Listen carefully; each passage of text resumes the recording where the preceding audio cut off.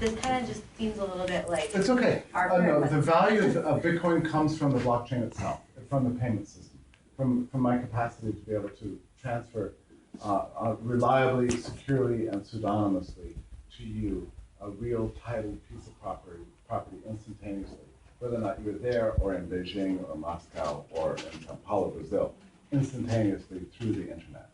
That is amazing. It's more amazing than the fact that you can wear a hunk of yellow metal around your neck, okay?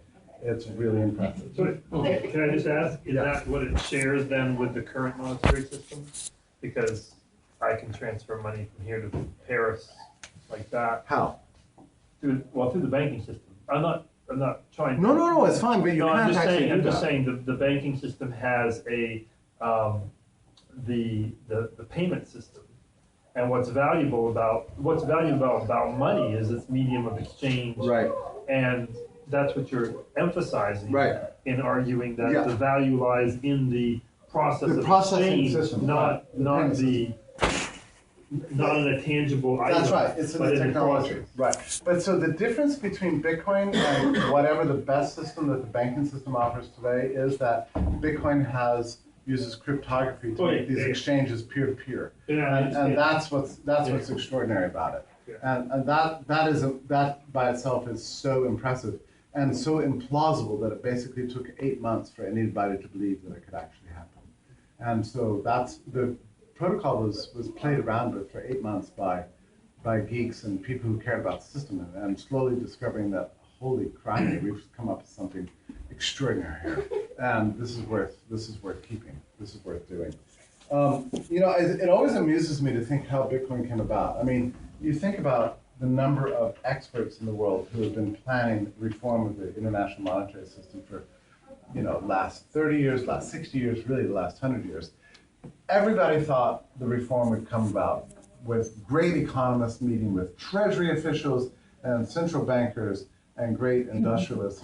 And they would all gather in some weird place in a cabin and knock out some great new world monetary system. I mean, this has been going on for as long as I can remember. That people have imagined that this is how reform would happen. Nobody imagined that reform would take place with some anonymous guy having, hammered out a beautiful code and thrown it out into a free form that anybody could download it and test it. It's sheerly bottom-up enterprise. And that is an amazing way. And I must say that my study of how Bitcoin came to be has changed my whole outlook on politics itself. Because if you think about all the great changes that have happened in the world over the last 20 years, none of them have come from governments. They've not come from Washington, right? This is not the way change has happened. The great changes in our lives, from Twitter to LinkedIn to all the cell phones, the 1 million apps available in the iOS app economy, and 1 million apps are available in the economy of the Android operating system, which is unbelievable. I mean, all the innovations of the fact that I was just on an airplane, flying over here, talking with live Google Chat with people in Singapore in real time. I mean, these are transformative events in our lives. None of them were created by any governments in the world. They were never approved by them or even encouraged by them. Reform no longer comes from the top, if it ever did. Our world is going to be changed from the bottom up through radical surprise, technological innovation, massive creativity, trial and error, this gritty process of entrepreneurship. This is how the world is going to change. And this is how money is going to be reformed. There's absolutely no hope for top-down reform. I mean, Ron Paul spent 30 years of his career arguing for a new gold standard. Why would the government give us a gold standard? I mean, the government basically doesn't want to limit its power. I mean, we need to get that, okay? There's another thing we need to understand. None of us can control the government. None of us can. We can have all the delightful views of what we think government should and shouldn't do and sit and debate it in classes, but guess what? None of us are in charge. It just doesn't matter what we think. Government doesn't care what I think. I can write 1,000 articles against the minimum wage. Nobody's going to change the policy because of my views. So if we want to change the world, I would suggest to you that you're going to have a much bigger impact by innovating through revolutionary entrepreneurship, creating things like this, rather than just going and begging politicians to do stuff for you. It's a different way of looking at the world. Amen. Bitcoin taught me that. Wow. Yeah. Go ahead. I have 2 questions. Yeah. Aside from the money payment system and registration of contracts, what other stuff do you think might be coming out of the blockchain in the future? Wow. Yeah, so insurance contracts, certainly. Anything that would normally involve a third party that you can possibly think of. Well, besides like the eliminating the third party part of it, or meddling third party. Well, I by should third say. parties, I mean not just Visa, MasterCard, banking systems, but I mean governments. Yeah, I like that part. Yeah. Any other stuff outside of like that? I mean, just something that pops in your head that it might do this. Well, certainly, I mean, you can develop within the blockchain you can recreate Wall Street itself. Oh. For example. My second question, Michael Dean put me up to this last night. He wants to know when you're gonna get on board with the .bit. .bit. Yeah. What is it? It's a decentralized domain registry run through Namecoin. Okay, so that's also part of the blockchain. Yeah. Mhm. I mean, I've experimented myself with things like peer-to-peer domain registration. This is actually really important because we need to eliminate third parties that are controlling the internet too. But also BitMessage. I've played around with BitMessage, which is really fun to use right now. BitMessage is, again, it's a peer-to-peer emailing system, meaning that you don't have to have Gmail or AOL or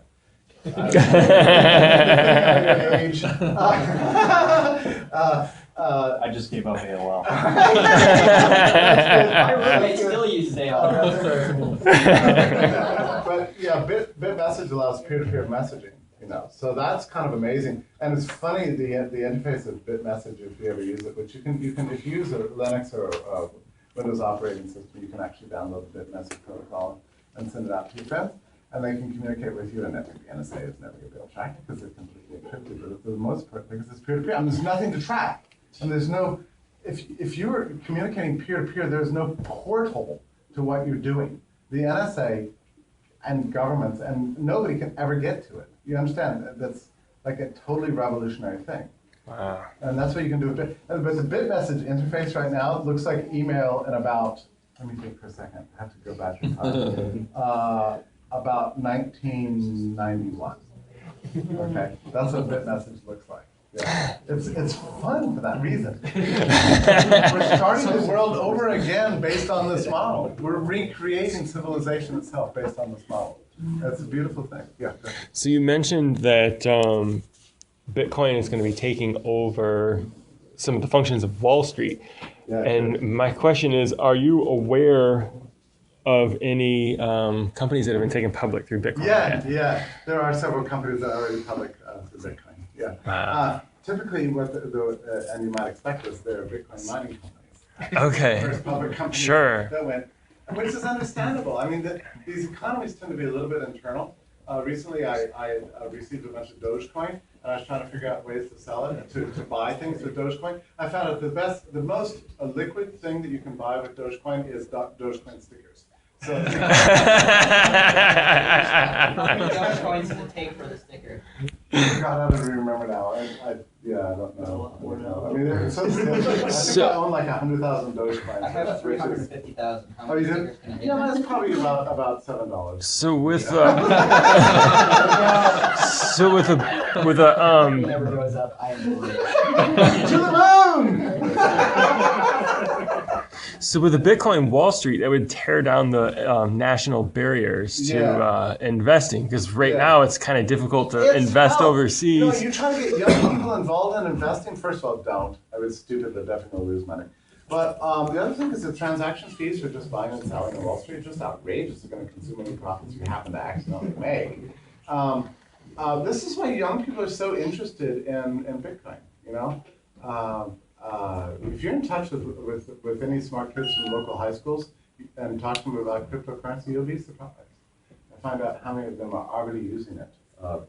acquiring it and selling it with it. And a lot of times it does involve drugs, but other times it involves, and sometimes, yeah, it does involve drugs. Sometimes it just involves liquor. So, you know. Good question, good. My question was, you offered the promise of Bitcoin and cryptocurrencies for integrating the poor. Yeah. And I just wondered if you talk a little bit more about that. Yeah. In terms, because, for example, smartphone integration in sub-Saharan Africa is Huge. about, well, cell phone is huge. Yeah. Smartphone is still less than. I see. Is small. Well, I can tell you what so that I just wish you would yeah, talk a little bit yeah, about so how that we, would happen. yeah, yeah. So I realized this when I was first lecturing in Nigeria. I was in Auburn, but I was in Alabama, but I was giving this lecture in Nigeria, right? And there's all these people sitting on like wooden benches, and electricity's flashing in and out, and like the roof over their heads is like grass or whatever. And I'm giving some lecture on economic development to these kids. And I got to the subject of reinvention of the monetary system and Bitcoin, and immediately, like a third of the kids there, they all held up their phones like that, like that. So, you know, these are people that don't have banks, they don't have credit cards, but they have Bitcoin. They have the possibility of having Bitcoin. I mean, many countries in the developing world are going to skip the 20th century entirely, going to go straight from the 19th century to the 21st century, and that's actually their advantage. Yeah. We have a problem in this country that we have this horrible public infrastructure we erected over the last 100 years. These stupid public schools and these idiotic roads and the bridges and all this crap that we developed. And now we've got to maintain it, which is very expensive, and it's a huge burden on our economy. I mean, it's kind of cool to be an economy that kind of skipped the 20th century, goes immediately from the 19th century to the digital age. There's real possibility there. Okay. I'll kind of piggyback off what you're talking about, some of the more third world type areas. I know that I want to say it was Davy Barker that was doing it, but I know there's just the charity that you can do with Bitcoin is immense in the first place. But one of the things that they had was they're actually taking a bunch of the old cell phones that just can do just texting and that's it, and they were able to get a lot of people to donate those types of phones because a lot of people donate them as anyways to shelters and whatnot.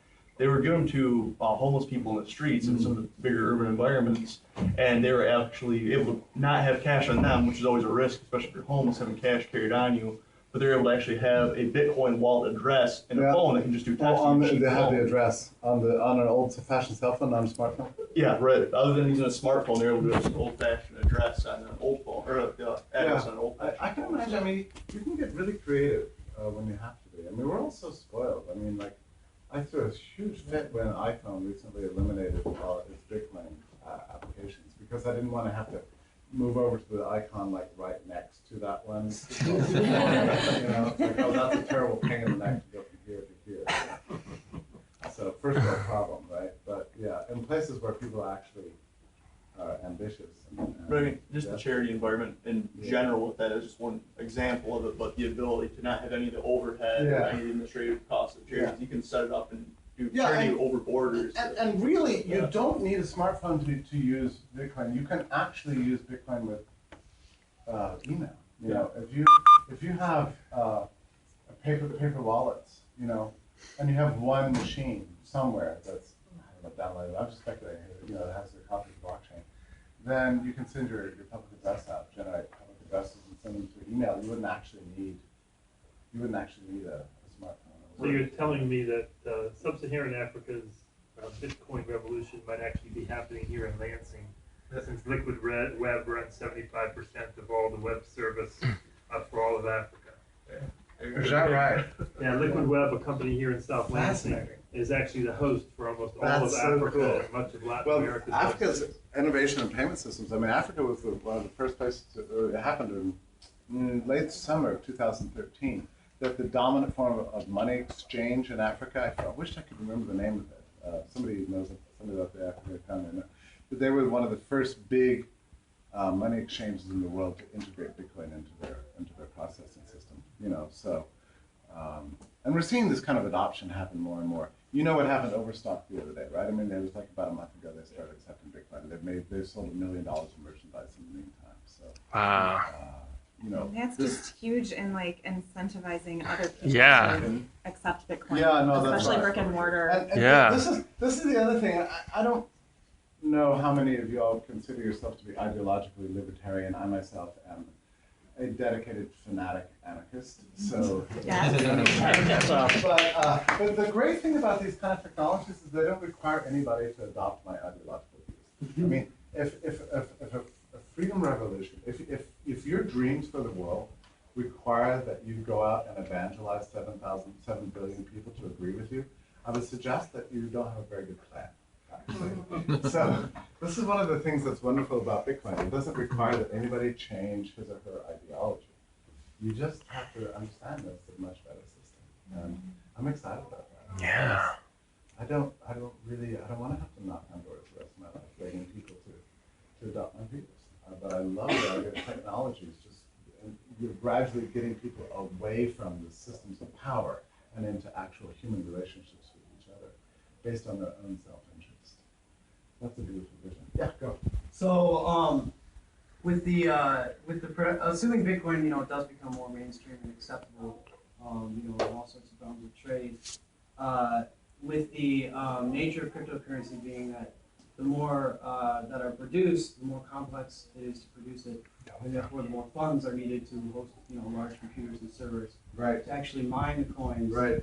How do you see perhaps moneyed interests getting involved in sort of manipulating the currency? Yeah, I've heard possibilities. People have speculated about this, like the U.S. government opened some huge mining facility and started mining all the Bitcoin. I mean, I'm not sure I have a really good answer to that, except to say that I don't see it happening. I mean, everybody I know is involved in the Bitcoin space are these kind of like really edgy, young entrepreneurs that are taking wild, insane risks and going out there and doing spectacular things. I don't see any big corporations getting into the mining business, or certainly not governments. Wouldn't you attribute that to the fact that they have very little confidence in the strength of the currency as it is? Probably that's right. I mean, there's another factor too, and it kind of amuses me. The potential of the Bitcoin community to actually demonetize certain coins is really there.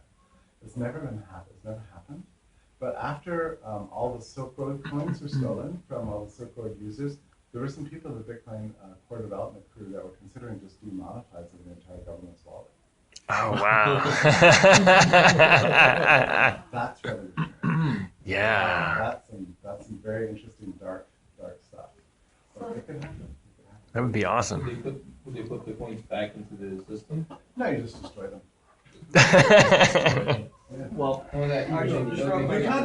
You can't take them away. Well, I mean, there's no way you can get anybody else's Bitcoin. we can destroy them. You can delegitimize Just the remove use of them. that wallet. Yeah, just well, you So it's tied wouldn't. to us to record our thing.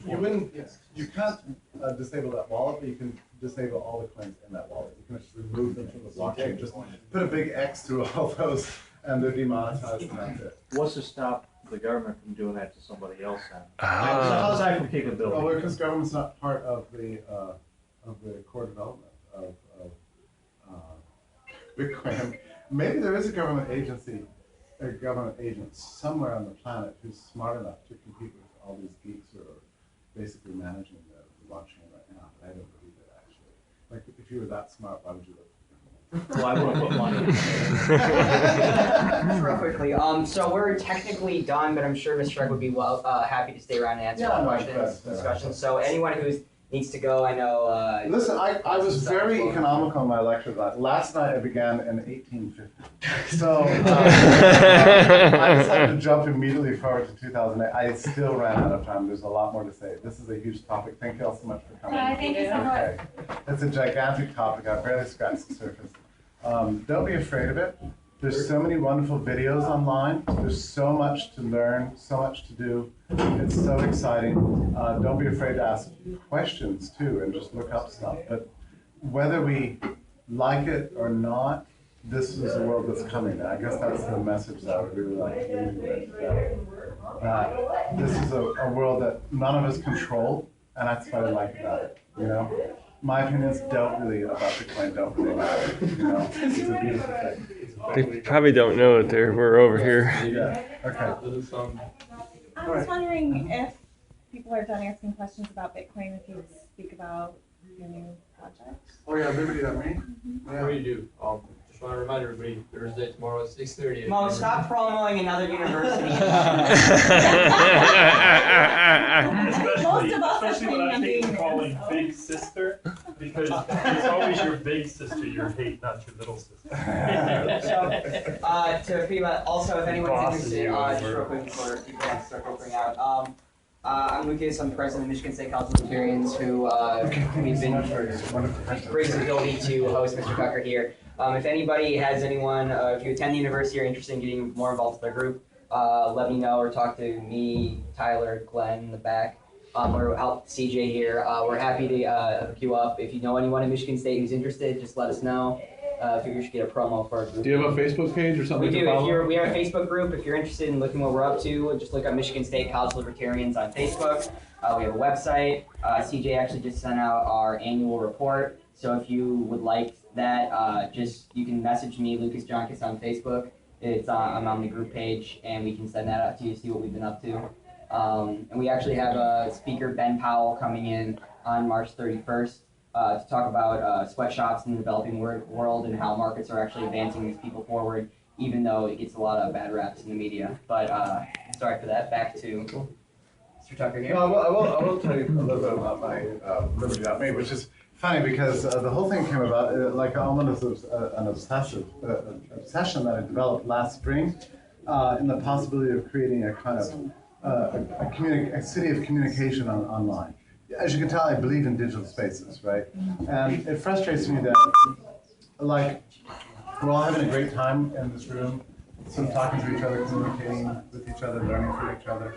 There aren't enough opportunities to do that in the digital realm. So many websites are kind of like content delivery systems, but they don't ask anything of users, and you feel a little bit excluded, so you just kind of feel a little bit passive.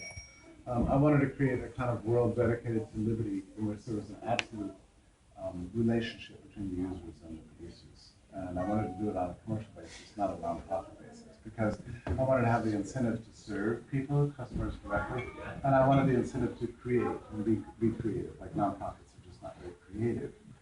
They're more creative than governments, but still not as creative as commercial companies. So I wanted to do all these things, and so I imagined that the space would have a Facebook-like functionality, would have texting, but it would be entirely encrypted peer-to-peer.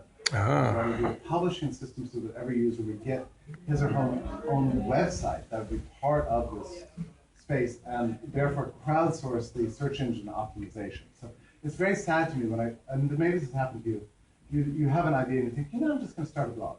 So you open up a Blogger account or WordPress or something like that. Tumblr. Endless hours, making graphics and tweaking it and making it just right. And then you kind of worry about the URL that it's just a little bit dopey, but so maybe you buy your own domain address, but it costs more money. Next thing you know, you spent $3,000. And then you publish your first thing and it just sits there and dies. And nobody's read it. You send it out to your family and friends, and they're like, don't bother me with your stupid article. And that's the end of your internet life, and that's just no good. So part of what Liberty.me was trying to do is, I'm going to do, is that I'm crowdsourcing SEO, so that if you enter into our domain space, then I'm going to write there exclusively, and thousands of other people are going to write there, but they get all the benefits and the traffic that comes from pulling together all of our resources, pulling together our brains to make everything bigger and more wonderful, so we actually get traction in the audience for what we're writing. And then the other thing is I've always kind of liked internet forums. I think they're really great because they kind of archive answers to questions, and that's very lovely and allow people to have real interaction. And that's better than Facebook, where everything's sort of ephemeral, just disappears, hour by hour. There's going to be forums. Yeah, so there's detailed forums. The thing that I don't like about most forums is that they're ugly and hard to use. And it really drives me crazy when I go to forums. It's like, I can't understand what the hell's going on. I mean, quite often this is true with forums, that they're just weird looking. And so when I set out to make my own discussion forums, I got a designer and I sat down and had a huge talk with him. I said, is there any way you can make these forums beautiful, interesting, and engaging so that you were actually drawn in and delighted to use them? Can you do this? And he did it. And I wish I could show it to you, because you just would not believe it. Could you show it to us tomorrow? Maybe I could. I think we're going to a closed beta, but I could probably open it and show it to you. they're so beautiful. But I've integrated all the forums into the book distribution system. So we're going live with like 300 books, right? Oh wow! Some new, some classic, but all of them new editions. Are these books included with the Yeah. subscription, or Everything. oh wow? Everything's included, and the real-time classes around that. But every book comes with its own discussion forum. So anybody who else has read this book can help guide you through it. And so you can get the collective benefit of every other brain that's ever mixed this in that book. So, I mean, all this stuff is integrated into one single, seemingly infinite digital space, not to mention, the ongoing Reddit style news stream that's there, and your profile page and more. So I put all this stuff into one space. The WordPress people, because I built it on a PHP platform, which is outrageous actually, but the only reason I did this, like 2 years ago, you could not have scaled a WordPress installation at this level. It would not have been possible, unless you had used virtualization. 2 years ago, virtualization would have started at 6 figures, but with Amazon Web Services, now they've made virtualization really affordable. So I can move into that Amazon Web Space in a virtual space with virtual machines. So they allocate the bandwidth that you use based on existing usage and perfectly scale. And I knew that even if PHP is a shitty language, but it can scale in a virtual space really, really well, like any language can. And sure enough, it was real guesswork going into it. I knew I was piling, more than 100 different plugins and systems into one single domain space. But with virtualization, I thought that we could scale it, and sure enough, it works. It was pretty terrifying about 6 weeks ago when we were having little problems. We had to tweak the caching a little bit, but now it's